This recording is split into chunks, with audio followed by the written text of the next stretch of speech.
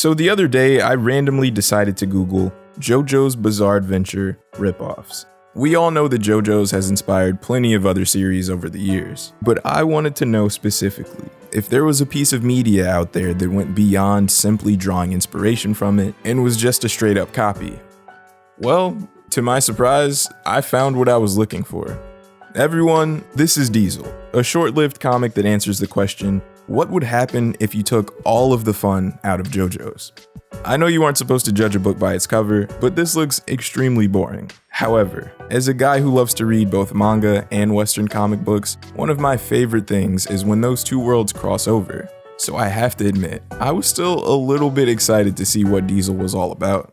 For context, it was inspired specifically by the 1993 Stardust Crusaders OVA. The OVA was originally 6 episodes and started at the Jjba in duel fight. If this was how you were introduced to the series, you would basically have no context for what it was actually about, or who any of these weird looking characters were. Imagine starting part 3 at chapter 70 or episode 25. That's what the OVA was like before the first half of the story was animated. Before I started reading Diesel, I didn't know anything about it other than the fact that people were calling it a ripoff. I expected some similarities, but I didn't expect them to be as blatant as they actually are. It really is just a reskin of the first 2 episodes. The comic begins with us getting a view of a mansion, and inside that mansion is a guy, just chilling, sipping on some wine, and eating dinner. In comes Blue Hulk punching through the door. This is Thomas Diesel, and he's pissed off. You pissed me off! Behind him is a tall blue ghost with long hair that's really punchy. It looks kinda like if Star Platinum used HGH and had no drip. Now, I'm not going to say that Araki created the idea of these fighting spirits, because I actually don't know if that's true, but him introducing stands in part 3 definitely made them a hell of a lot more popular than they were. They're all over the place now, and they have so many different names. Personas, spirits, shadows, but Diesel. Diesel has stands too. And they aren't the only thing that are ripped straight from the OVA. Let's talk about some of these characters.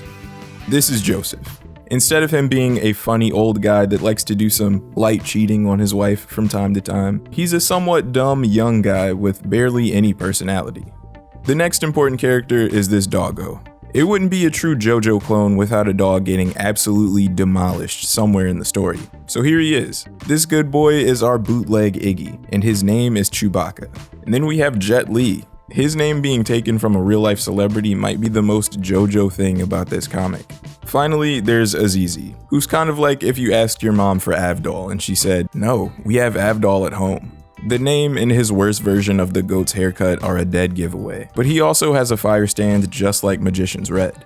Do you remember how I said the OVA started at the Jjba in duel fight? It's only my 3rd day out here. Well, so does this, and it plays out roughly the same way. And when I use the word roughly, I'm being generous. This guy is never named, but he's blind, uses a cane to track people, and his stand is also a liquid that he can control at will. Instead of it being water, it's blood, because the writer knew that when you copy someone else's homework, you have to make sure you change it at least a little bit so you don't get caught.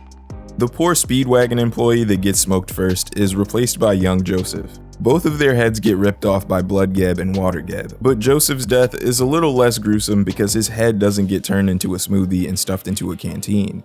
After this, everyone runs away from Blood Jjba. Somebody else gets injured because they make a noise, then they're picked up by a homie that runs for safety. Blood Jjba starts going nuts, attacking another character's feet. Alex replaces Polnareff here, but instead of just getting his ankle sliced, his feet are completely cut off before he even gets a chance to do anything. As he's falling, he's rescued by Jet Li, who has a stand that somehow looks less cool than Hermit Purple does. In comes Azizi. He's the first person to actually damage Blood Jjba, and he does it the exact same way that Avdol does in the original. The 2 blind guys react and go, Not bad. A pretty good trick indeed. Then the group splits up. Now it's just Tommy Diesel and the dog, who survived longer than most JoJo dogs usually do by this point. Instead of being kidnapped and forced to help like Iggy, Chewie willingly leads him to the enemy.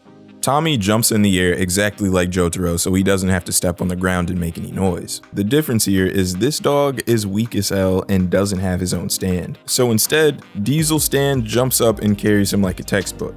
He gets shot in the neck and falls back to the ground. Chewbacca goes in for the attack on Fake and Duel, but he also gets clapped immediately. Next, Jotaro and Tommy somehow sneak up behind their respective disabled guys and punch the shit out of them with their stands. When the enemies are on the floor, they both die, but while Indul kills himself, this guy gets assassinated by someone else. Rest in peace by your cane, Indul. Somewhere in comic books, there's usually this little blurb about copyright information, and for Diesel, it happens at the very bottom of the last page. It says, "No similarity to any characters and or places is intended. Any similarity is purely coincidental." Let's pretend for a moment that all of this was just one big coincidence. Is Diesel any good as its own comic? No. Objectively, it's poopy. And it's made worse by the fact that it is a ripoff of something that's a million times better than it is. The story is so unoriginal that you actually need to be familiar with JoJo's in order to understand what's going on. Stands are one of the most important parts of the comic, but they're never explained. The characters are never properly introduced either, and they barely have any personalities to help differentiate between them. It's really hard to care about these guys when all they do is take up space on a page without contributing anything to the story. Even the designs of them and their stands are kinda boring. This is the one area where it feels like the writer didn't copy Araki enough. Diesel just lacks the flair that attracts fans to JoJo's in the first place. Even for things that I don't like at all, I usually try to find some redeeming quality. So here's everything that I actually enjoyed about Diesel. The art. I know I just said that the character design was boring, but overall, the art is actually good. It's not weird for Western comics to have a writer and 4 different artists working on one book, so I'm impressed that this was all handled by a single guy. The last thing we need to talk about is the origin. Why? Just why was this made? To this day, Joe Etchelin still works for Antarctic Press, the publishing company that he released Diesel on. It was full of weebs back in the 90s, and was even founded by one. Because of some of their works, they became known for their Americanized manga style. Their love for Japanese comics was obvious, but at that time, JoJo's was still very obscure in the West. I came across a Reddit post that supposedly details why Joe made Diesel in the first place. I don't know if this stuck out to any of you when I mentioned it earlier, but he decided to make Diesel after having seen the Stardust Crusaders OVA that released in 1993 in Japan. It wasn't released in the United States until May of the year 2000. Antarctic Press is located in Texas, so the only way that he had access to it was through a fan-subbed copy on VHS that a friend gave to him. Joe was so impressed by what he had seen that he wanted to share how cool JoJo's and stands were with the US. There have been JoJo fans over here since the 90s, but it didn't become a popular series in the States until the anime released in 2012. Back then, most of the people that knew about JoJo's in the US only knew about it because of the fighting games, JoJo's Bizarre Adventure, and the remake Heritage for the Future.